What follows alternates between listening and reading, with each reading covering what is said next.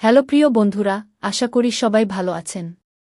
আজ আমি এমন একটি বাস্তবধর্মী গল্প শেয়ার করতে যাচ্ছি, যেখানে আছে বিশ্বাস, প্রতারণা, কষ্ট এবং একজন নারীর জীবনের কঠিন সিদ্ধান্তের কথা। আমার নাম তাহমিনা।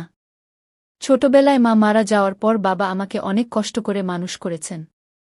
তিনি একজন সরকারি কর্মকর্তা ছিলেন। নিজের সুখস্বাচ্ছন্দ্যের কথা না ভেবে সারা জীবন শুধু আমার ভবিষ্যৎ গড়ার চেষ্টা করেছেন। বয়স 18 পেরোতেই বাবার এক ঘনিষ্ঠ বন্ধুর ছেলের সঙ্গে আমার বিয়ে হয়। ছেলেটি বিদেশে প্রতিষ্ঠিত, আর্থিকভাবে সচ্ছল এবং সবাই তাকে ভালো মানুষ বলেই চিনত। বিয়ের পর মাত্র 3 মাস আমরা একসঙ্গে ছিলাম। তারপর সে বিদেশে ফিরে গেল।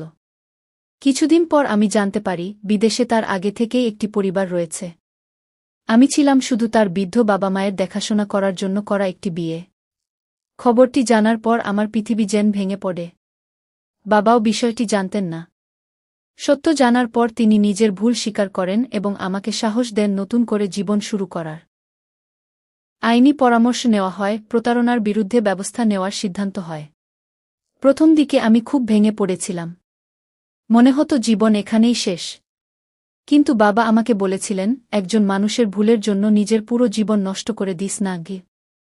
আমি আবার পড়াশোনা শুরু করি, নিজের ক্যারিয়ার গড়ার চেষ্টা করি। ধীরে ধীরে নিজের পায়ে দাঁড়াই।